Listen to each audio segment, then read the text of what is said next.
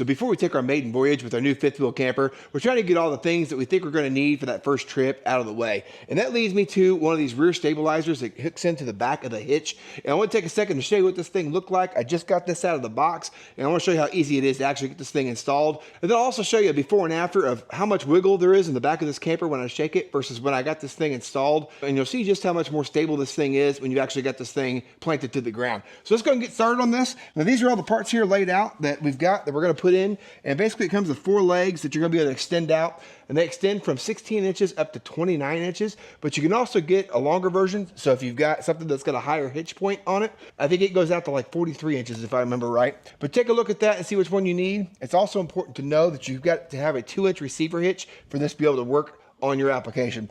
So what I'm gonna go ahead and do is I'm just gonna kind of assemble this here in place like so, and I'll just run this in like that. We'll take our little pin here and we'll run that through our receiver. So we'll go ahead and grab our foot here real quick and get that assembled, and that's just gonna hook right on here to the bottom like so. And then we can take this end here, and then this has all the holes here that's adjustable, so we'll be able to run that in like that. I'll go ahead and hook this up at the top like that. And then now we can kind of dial this thing in here in just a second here. But let's go ahead and get this other leg installed as well. And you can see how quick this goes. And after that, it's up to you whether you want to disassemble this thing or not every single time you take it in and out of the camper when you break down. So I'm gonna go ahead and run this on the second hole, just like that. Now what we're gonna do is take our ratchet strap and we're gonna run it between the 2 feet, and then that's gonna plant this thing to the ground and kind of support the back end of the camper here. And then I'll show you the before and after of what this accomplished, and we'll see if it worked out all right. So we'll take this pin here and we're gonna run this in the foot as well. And that's what I'm gonna hook my claw to for my ratchet. So I get those installed on both sides as well. All right, now we're ready to run this ratchet between the 2. Come over here and I'll run this one over here.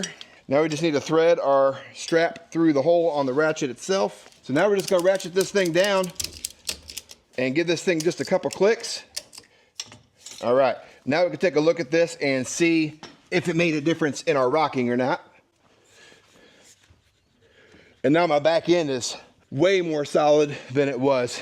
Now the other thing about this as well is if you decide you want to take this out just a little bit further, as long as your ground and your surface allows, you can do so. But I would recommend probably starting with like the second holes, at least in this application, the way I've got this. So if you get somewhere where it's got a sloped surface and it drops off right at the end of your campsite, you could also build it up with some cribbing if you've got some 4x4s or some of your blocks that you use for your leveling jacks if you've got some extras, and put them underneath your feet here like that, and then you can sandwich this down, and then you should be able to accomplish the same task. That's all there is to this little stabilizer. I had this done in just under 5 minutes, and this is brand new right out of the box. You can see how easy the assembly goes.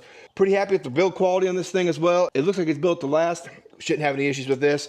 Looking forward to get this thing out on the first camping trip, and we'll see just how well this unit actually does back here where the kids sleep in the bunkhouse. Appreciate you guys taking the time to watch. We'll catch you on the next one.